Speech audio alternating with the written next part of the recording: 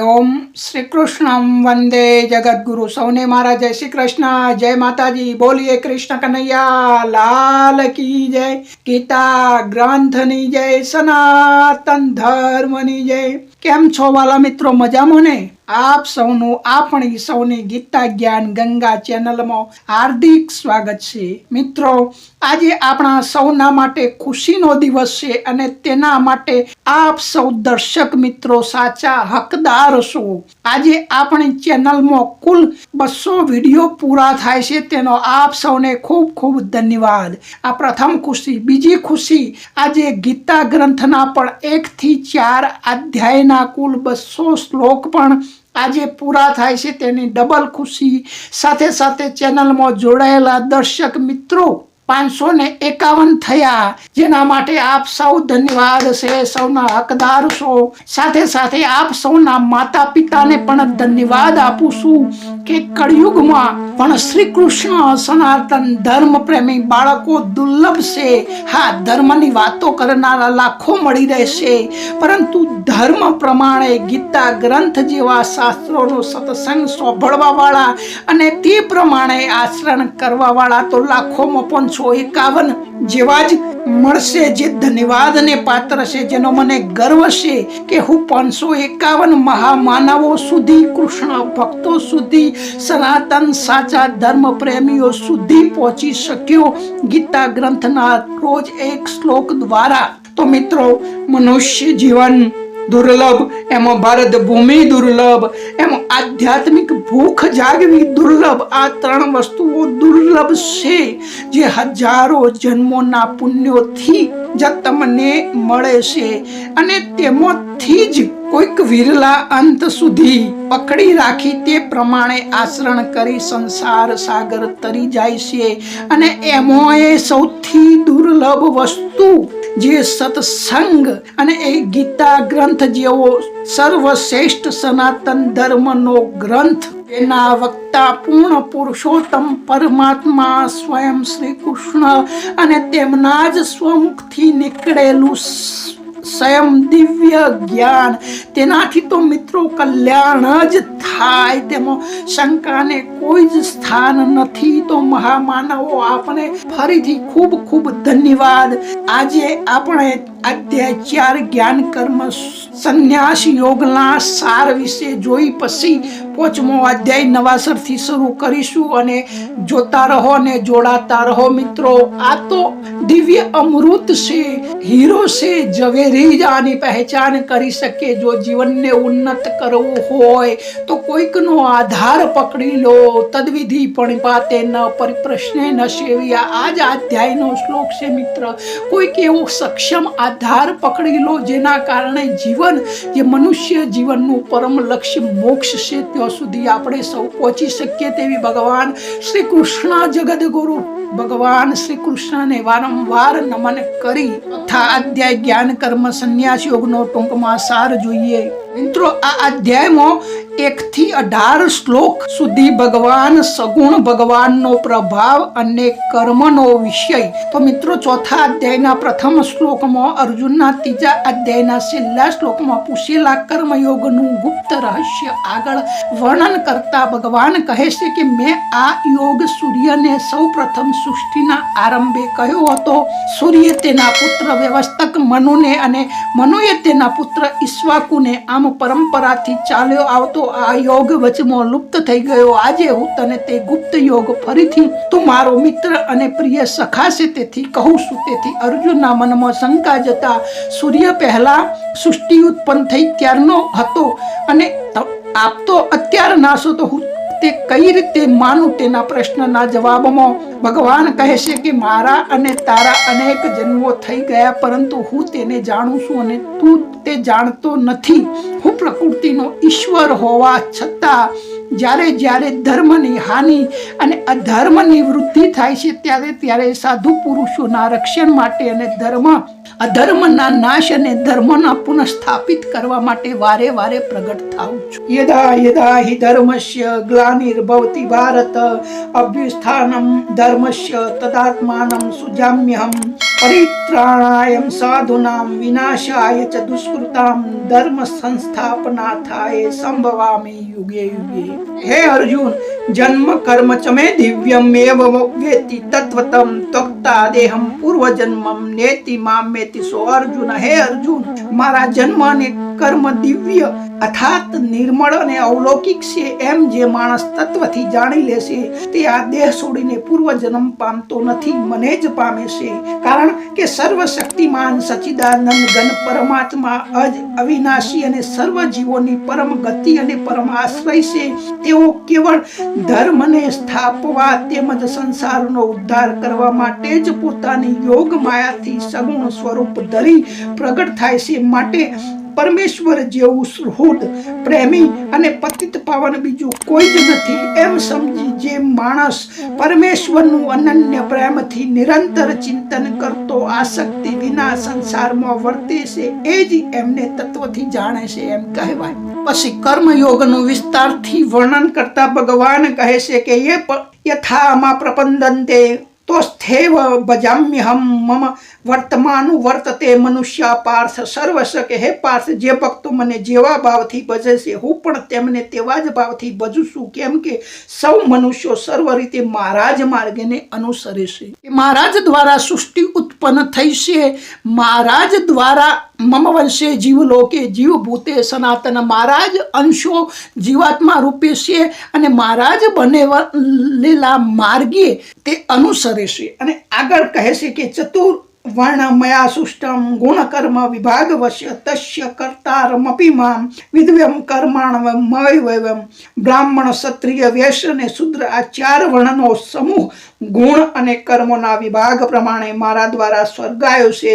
આ પ્રમાણે જે સૃષ્ટિ રચના વગેરે કર્મનો હું કરતા હોવા છતાં પણ મુજ અવિનાશી પરમેશ્વરને તું વાસ્તવમાં અકર્તા જાણ. ભગવાન એ કહે છે કે હું સૃષ્ટિનો કરતા છું, હું સૃષ્ટિનું બીજ છું, હું સૃષ્ટિનું માતા છું, હું સૃષ્ટિનું પિતા છું, તો પણ હું સૃષ્ટિનો કરતા નથી, અકર્તા છું એમ તું જાણ. કારણ નમા કર્મણિ લિપ્યતિ નમે કર્મ ફલસ્પૃહા ઇતિ માયો બીજાનંતિ કર્મા ભિન્ન સંબંધતે. કે કર્મના ફળોમાં મારી સ્પૃહા નથી, માટે મને કર્મો લિપ્ત થતા નથી. આ પ્રમાણે જે મને તત્વથી જાણી લેશે તેને પણ કર્મો લિપ્ત થતા નથી. એવામ જ્ઞાત્વા કૃતમ કર્મ પુનરેપી મુમુક્ષુભિ કુરુમ કર્મેવ તસ્માત્વમ પૂર્વતરમ કૃતમ. કે પૂર્વ કાળમાં મુમુક્ષુઓએ પણ આ પ્રમાણે જાણીને જ કર્મો કર્યા હતા, માટે તું પણ પૂર્વજો વડે સદાકાળથી આચરવામાં આવેલા કર્મો કર. મિત્રો,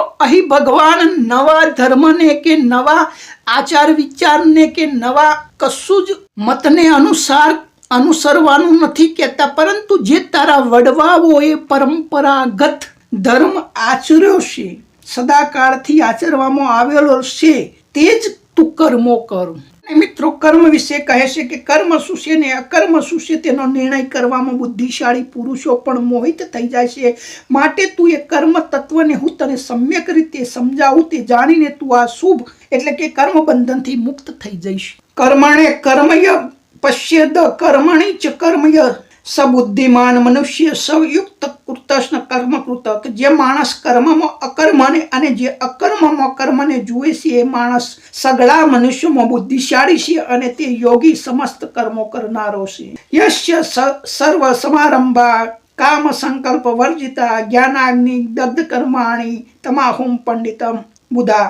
જેના સર્વ કર્મો શાસ્ત્ર સંમત કર્મો કામના કે સંકલ્પ વિના થાય છે તથા જેના બધા જ કર્મો જ્ઞાન રૂપી અગ્નિ વડે બળી ગયા છે એ મહાપુરુષને જ્ઞાની જનો પણ પંડિત કહે છે. મિત્રો, હવે 19મા શ્લોકથી 23મા શ્લોક સુધી ભગવાન યોગી મહાત્મા પુરુષના આચરણ અને તેનો મહિમા કર્મનું રહસ્ય જાણી તે કેવો પુરુષ કર્મ બંધનમાં બંધાતો નથી અને તેનું આચરણ કેવું હોય છે, તેનો મહિમા શું છે તેનું વિસ્તારથી વર્ણન કરે છે. યદસ્થા લાભ સંતુષ્ટો દ્વંદ્વાતીતો વિમચ્છર સમસિદ્ધ વસિદ્ધો ચ કૃત્વાપી ન નિબંધતે, કે ઈચ્છા વિના આપમેળે મળેલા પદાર્થોમાં જે સદાય સંતુષ્ટ રહેશે, અદેખાઈનો જેનામાં સર્વ રીતે અભાવ થઈ ગયો છે, હરખ શોક વગેરે દ્વંદ્વોથી જે સંપૂર્ણપણે અતીત થઈ ગયા છે, એવો સિદ્ધિ તથા અસિદ્ધિમાં સમ રહેનાર કર્મયોગી કર્મ કરતો હોવા છતાં પણ કર્મોથી બંધાતો નથી, જેને કશાની ખેવના નથી,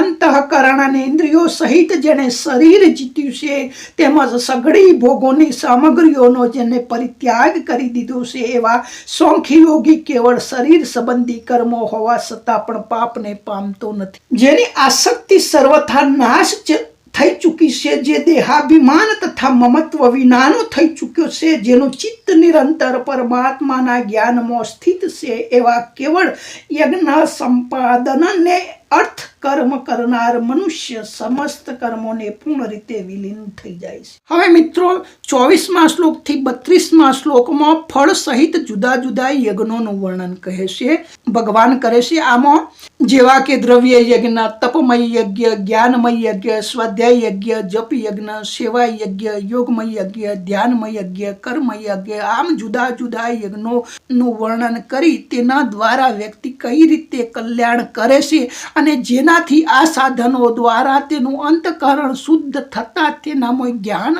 આપોઆપ કઈ રીતે પ્રગટ થાય છે તેનું વિસ્તારથી આ શ્લોકોમાં વર્ણન. 33મા શ્લોકથી મિત્રો 42મા શ્લોકમાં એટલે કે અધ્યાયના અંત સુધી જ્ઞાનનો મહિમા વર્ણતો ભગવાન કહે છે કે હે પરમ તપ, દ્રવ્યમય યજ્ઞની અપેક્ષાએ જ્ઞાનમય યજ્ઞ ગણો ચડિયાતો છે, તથા હે પાર્થ, સઘળા કર્મો જ્ઞાનમાં જ પરિણામે છે એટલે કે સમાપ્તિ પામે છે.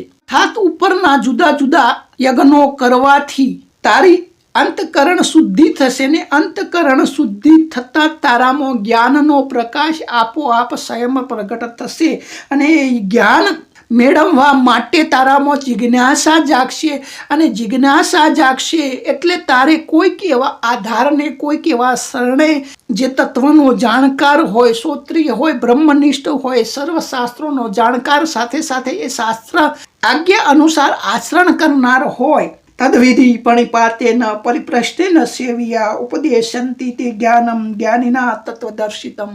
જ્ઞાનને વિકાસ કરવા માટે, જ્ઞાનને પ્રગટ થવા દેવા માટે તું એવા તત્વદર્શી જ્ઞાની જનો પાસે જઈ જાણી લે. એમનો યોગ્ય રીતે દંડવત પ્રણામ કરવાથી, એમની સેવા કરવાથી, તેમજ કપટ છોડી સરળ ભાવે પ્રશ્ન પૂછવાથી પરમાત્મા તત્વને બરાબર ઓળખનારા તે જ્ઞાની મહાજનો એ તને તત્વજ્ઞાનનો ઉપદેશ આપશે અને એ તત્વજ્ઞાનના ઉપદેશથી તું જ્ઞાનથી તે સમગ્ર ભૂતોને નિશેષ ભાવે પહેલો પોતાનામાં અને પછી મુજ સચિદાનંદ ઘન પરમાત્મામાં તું જોઈશ. તેનાથી તારું સ્વસ્વરૂપનું જ્ઞાન પ્રગટ થશે કે મારા હૃદયમાં પરમાત્માનો વાસ છે અને તું એ પરમાત્માને તારા હૃદયમાં પહેલા જોઈશ અને પછી દરેકમાં આત્માનો વાસ છે તો દરેકના હૃદયમાં પણ તને પરમાત્માના દર્શન થશે, આવું ભગવાન કહેવા માંગે છે.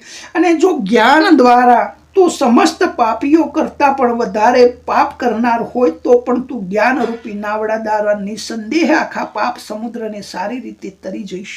ભગવાન બહોધરી આપે છે કે જો તું જ્ઞાન કોક સમર્થના શરણે જવાથી અને તેમના ઉપદેશના આચરણથી તને જ્ઞાન થઈ જશે તો તું ગમે તેવો પાપી હોઈશ. જેમ કે જેસલ જાડેજા એક પણ પાપ કરવામાં બાકી નહોતું રહ્યું, પરંતુ સમર્થ તોડી રાણીના શરણે ગયો અને તેમના કહેવાલા ઉપદેશ પ્રમાણે આચરણ કરી જેસલ જાડેજામાંથી જેસલ પીર, જગના ચોરટામાંથી પલમો કીધો પીર. કારણ કે જ્ઞાન એક બળબડતા અગ્નિ છે. જેમ અગ્નિમાં ગમે તેટલા ઈંધાણો પર્વત જેવડો કચરો પણ ક્ષણવારમાં ભસ્મીભૂત થઈ જાય છે, તેવી જ રીતે જ્ઞાનરૂપી અગ્નિમાં સમગ્ર પાપ કર્મો બળીને ભસ્મીભૂત થઈ જાય છે. આ સંસારમાં જ્ઞાન જેવું પવિત્ર કરનારું નિસંદેહ બીજું કશું જ નહીં. નહીં જ્ઞાનેનમ સદસમ પવિત્રમ મિહ વિદ્યતે તસ્યમ યોગ સંસિદ્ધ કાલનાત્મનિ વિંદિતે. કે આ જ્ઞાનને ઘણા સમય સુધી કર્મયોગના આચરણ દ્વારા દ્વારા શુદ્ધ અંતકરણ થયેલો માણસ જ આપમેળે આત્મામાં પામે છે. સાથે સાથે જ્ઞાન કેવો વ્યક્તિ અર્જિત કરી શકે કે શ્રદ્ધાવાન લભતે જ્ઞાનમ તત્પરમ સંયંત્રે ઇન્દ્રિય જ્ઞાનમ લબ્ધવા પરમ શાંતિ મચિરે ન ગચ્છતિ, કે જીતેન્દ્રિય સાધના પરાયણ અને શ્રદ્ધાવાન જ મનુષ્ય જ્ઞાનને પામી શકે છે અને જ્ઞાનને પામીને એ વિના વિલંબે તત્કાળ જ ભગવદ પ્રાપ્તિ રૂપી પરમ શાંતિને પ્રાપ્ત. તો મિત્રો, આ રીતે શ્રીમદ ભગવદ ગીતા તત્સદિત શ્રીમદ ભગવદ ગીતા ઉપનિષદો બ્રહ્મ વિદ્યા યોગ શાસ્ત્રે શ્રી કૃષ્ણ અર્જુન સંવાદે જ્ઞાન કર્મ સંન્યાસ યોગ નામનો 4થો અધ્યાય સમાપ્ત થયો. બોલીએ કૃષ્ણ કનૈયા લાલ કી જય. આગળનો 5મો અધ્યાય કર્મ સંન્યાસ યોગ. હવે ફરી મળીશું નેક્સ્ટ આવતીકાલે. તો સૌને જય શ્રી કૃષ્ણ, જય હિન્દ, જય ભારત, જય માતા.